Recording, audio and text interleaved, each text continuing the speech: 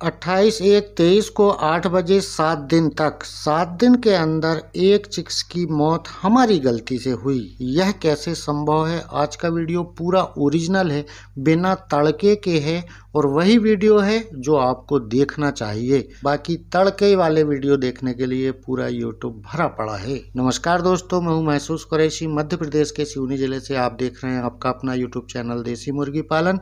चलिए शुरू करते हैं। तो मेरे पास एक फ़ोन आता है रतलाम के आसपास से। तो उन्होंने कहा कि मैं रतलाम के आसपास रहता हूं, मेरा नाम फिरोज़ खान है और मैं फार्मिंग करना चाहता हूं और मुझे बच्चा बुक करना है और मैंने बच्चे की ब्रूडिंग करने के लिए ऐसा बनाया हुआ है, तो आप देख लीजिएगा यह ठीक है क्या?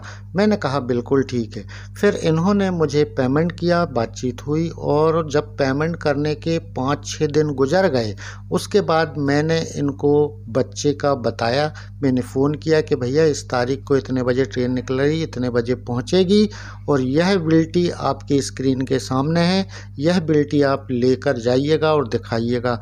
और आप स्क्रीन के सामने देखिएगा 4 बजे सुबह यानी आप उठना पसंद नहीं करते हैं, उतने समय ट्रेन पहुंची।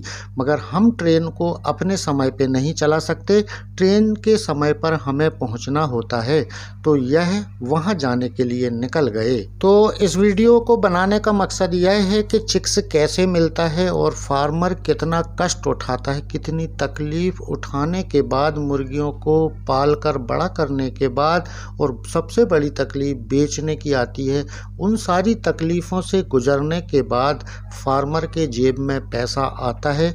इस चीज़ को समझने की कोशिश करेंगे, एहसास करेंगे कि पैसे की वैल्यू क्या है, कितनी तकलीफ से पैसा कमाया जाता है। तो सुबह 4:35 में ट्रेन थी, 5 मिनट ट्रेन रुकती है। अच्छा, एक चीज़ और आपको बता दूं, अगर आप नए फार्मर हैं तो किसी भी रेलवे स्टेशन पर अगर हम पैसा जमा करने के बाद बच्चा बुलवाते हैं तो आपने जिस रेलवे स्टेशन का नाम बताया है वहाँ पर 5, 7, 10 मिनट ट्रेन रुकती हो।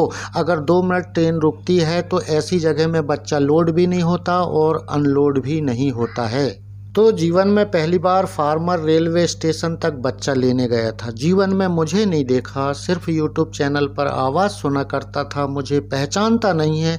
इसके बाद भी पेमेंट करके भरोसे पर पेमेंट हो गया, बच्चा निकल गया, ट्रेन पहुंचने वाली है और किसान रेलवे स्टेशन जीवन में पहली बार चिक्स लेने जा रहा है। बहुत सारी दिमाग में उसके बातें आती हैं कि आता भी है क्या नहीं, कौन सी गाड़ी है, कैसे लेते हैं, पार्सल विभाग कहाँ है, बिल्टी व्हाट्सएप पर आई है, बिल्टी चूज़ों के साथ कौन से डब्बे में रखी होगी।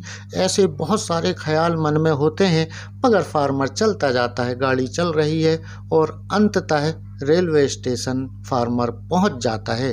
पहुंचने के बाद पता करता है कि यहाँ पर पार्सल विभाग कहाँ है। तो पार्सल विभाग में चलने के बाद आगे का वीडियो स्टार्ट करते हैं। तो वहाँ पर रात दिन से कुली हुआ करते हैं, हर ट्रेन आती हैं तो उनका सामान उतारते हैं। किसी का ट्रांसफ़र हुआ है, किसी के कपड़े की गठाने आई हैं, बहुत सारा सामान ट्रेन से आता है। तो जब ट्रेन आती है तो सबसे पीछे एक गार्ड वाली बोगी होती है, उस पर बच्चा आया करता है और जो भी सामान आप भेजते हैं तो उसी बोगी में आता है और बाकी बोगियों में आदमी बैठते हैं, सवारी बैठती है, हम सब सफ़र करते हैं, सभी जानते हैं। तो भाई साहब अंततः ट्रेन आ गई, रेलगाड़ी स्टेशन पर लगने लगे। अरे ऐसा उतरते हैं कि भैया बड़ी लापरवाही से कूदा एक भैया। अब गाड़ी खड़ी होने के बाद जो लास्ट सबसे पीछे वाले डब्बे से चूज़ा निकलना स्टार्ट हो गया। इन्होंने एक कुली पकड़ा, उनको बताया कि भैया ये बिल्टी मेरे नाम की है जो ऊपर लगी। इन्होंने हाथ में लिया और व्हाट्सएप पर यही बिल्टी पहले से आ गई थी। अब बिल्टी मिल गई। अब बिल्टी मिलने के बाद आपके ही बच्चे हैं, ये कैसे पता चलता है?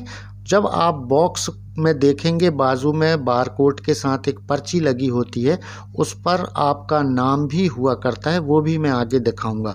तो ये बच्चे सामने से किसान ने उतराया। किसान ने उतराने के बाद अपनी कुली को कहा कि भैया यह बच्चे आ तो गए मगर मुझे छुड़वाना है। तो ये देखिए इन्होंने बाहर उतार के रखा।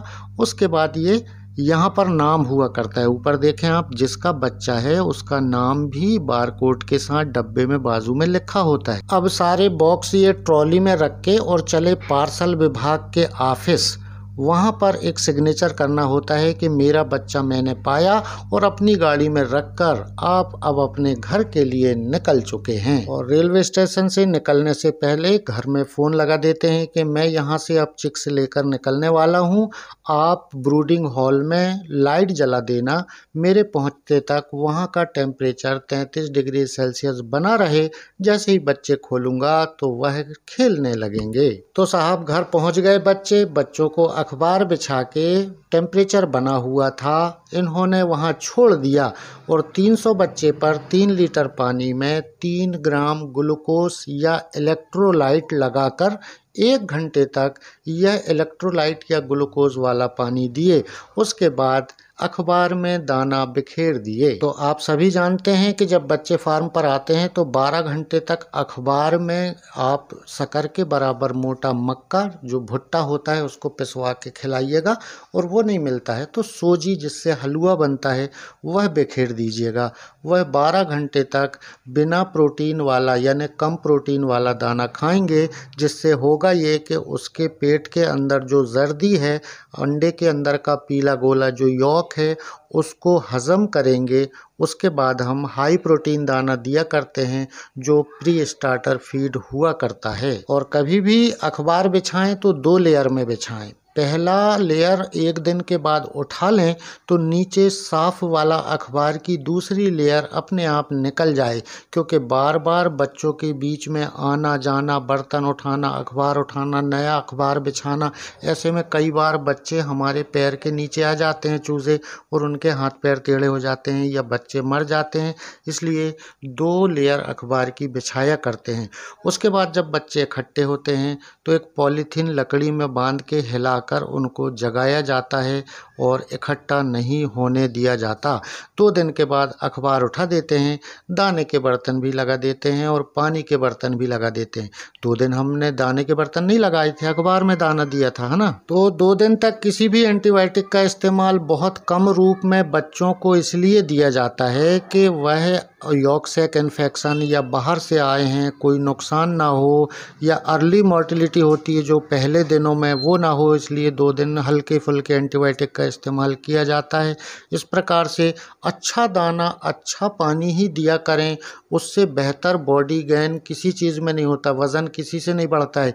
मेडिसिन के पीछे ना भागें, बेहतरीन क्वालिटी का दाना और अच्छी क्वालिटी का पानी ही उनके लिए बहुत बेहतर हुआ करता है। तो दाना पानी का ध्यान रखते हुए फार्मिंग स्टार्ट हो गई। पहली बार फार्मिंग की थी, शानदार मैनेजमेंट चल रहा है, हर दिन साफ पानी, हर दिन अच्छा दाना बच्चों को खिलाना स्टार्ट, बहुत बढ़िया बॉडी गेन होने लगा है।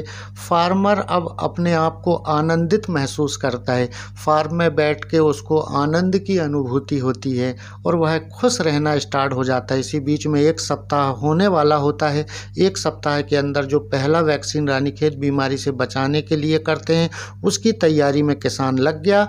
वैक्सीन लाकर पहले ही अपने घर के फ्रिज में रखा हुआ था, उसको फार्म लेके आ गए।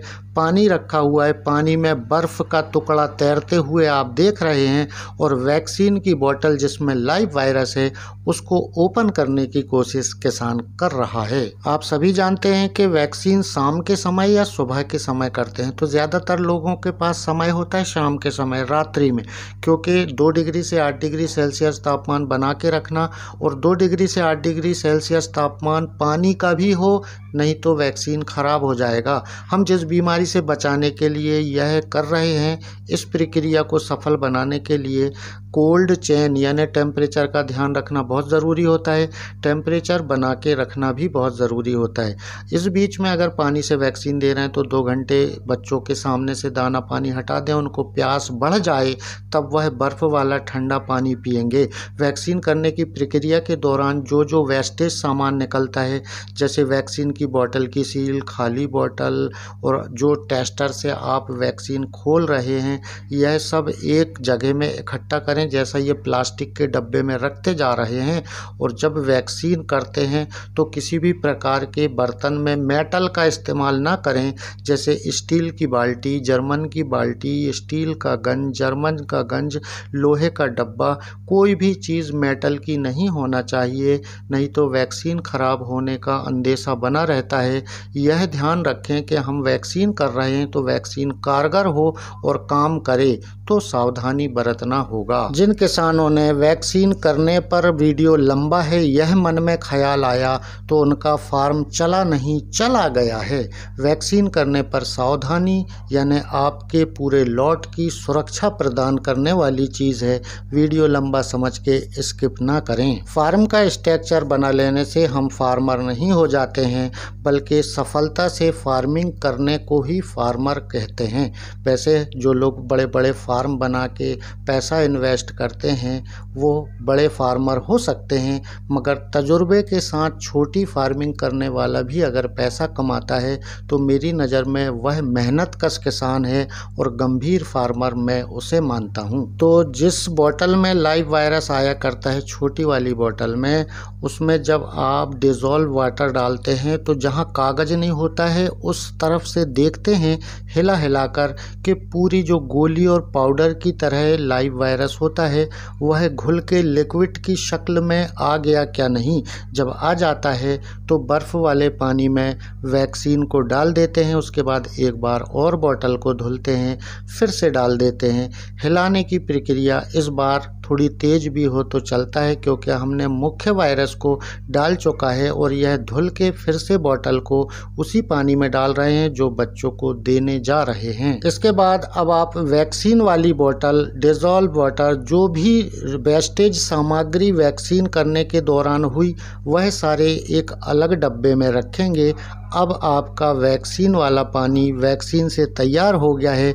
इसके बाद अब इस पर मिलाना होता है 1 लीटर पानी में 2 ग्राम के हिसाब से दूध पाउडर। दूध पाउडर ना हो तो आप कच्चे दूध का इस्तेमाल कर सकते हैं, वह भी गाय का हो तो ज़्यादा ठीक होगा। तो 3 लीटर पानी में 300 बच्चे के हिसाब से पर लीटर में 2 ग्राम दूध पाउडर ना मिलता है तो 100 ग्राम कच्चे गाय का दूध, और ये सारी चीज़ें अब मिक्स हो गई। अब वैक्सीन आपका लगभग बनकर कंप्लीट हो गया है। इसके बाद एक प्लास्टिक के डब्बे में ऊपर से नीचे मिलाइए, ऊपर से नीचे मिलाइए। यह एहसास आपको हो जाए कि दूध, बर्फ, पानी, वैक्सीन सभी मिश्रण एक साथ बेहतरीन ढंग से मिक्स हो गया है। यह जब आपको मन में संतुष्टि हो जाए अब बच्चों को आप पीने दे दें। बच्चे 2 घंटे से प्यासे हैं, प्यासे होने के कारण वह बर्फ़ वाला ठंडा पानी भी पिएंगे और 15-20 मिनट से ज़्यादा ना दें, आपका वैक्सीन हो गया। तो वैक्सीन बनाने का जो स्थान है, जगह है, वह बच्चों से दूर होना चाहिए क्योंकि वैक्सीन पर जब पानी पड़ता है, पानी में मिक्स होता है तो वह एक्शन में आता है और वह रानीखेत का लाइव वायरस है। रानीखेत की बीमारी आप अपने हाथ से अपने फार्म पर लेकर आए हैं, यह दिमाग में रखकर सावधानी बरतें। और पानी जब वैक्सीन का आप देते हैं और जो भी पानी बचता है 20 मिनट के बाद जो भी पानी बचे फार्म से थोड़ी दूर ले जाएं, 100 फीट की दूरी पर 1 फीट का गड्ढा करें और उस गड्ढे में बचा हुआ वैक्सीन का पानी डालें। 1 मुट्ठी आप चूना पाउडर डालें और गड्ढे को बंद कर दें। उसी गड्ढे में सारी सामग्री डालें जो वैक्सीन करने के दौरान जो बची थी, खाली बोतल, डिज़ोल्व बोतल, सील, टेस्टर, सब कुछ। उसके बाद सारे बर्तन आप निरमे से मंजें, धुलें, सुखाएं। उसके बाद फिर से बच्चों को दाना पानी दें। जब वैक्सीन वाला पानी पीने को रख दें तो 10 मिनट जब हो जाएं तो 1 राउंड आप सारे बच्चों को गोल दौड़ा दें। उससे यह होगा कि जो बच्चा नींद में है, सोया है, सुस्त है, वह उठ जाएगा और सारे बच्चों को वैक्सीन वाला पानी पीते हुए देखकर वह भी पानी पिएगा और एक भी बच्चा बिना वैक्सीन के आपके फार्म पर नहीं रहेगा। वैक्सीन इतना गंभीर विषय है कि अगर मैं इस पर 1 घंटे का भी वीडियो बनाऊं तो कम पड़ जाएगा। फार्मिंग में बहुत बारीकियां हैं, ज़रूरत है कि बारीकियां सीखने की और बारीकियां पता करने की। लाइक कीजिएगा और सब्सक्राइब कीजिएगा, कहने की आवश्यकता नहीं है। कंटेंट अगर अच्छा है तो इसी प्रकार के वीडियो आप निरंतर देखना चाहते हैं तो सब्सक्राइब ज़रूर करेंगे। Thank you for watching this video.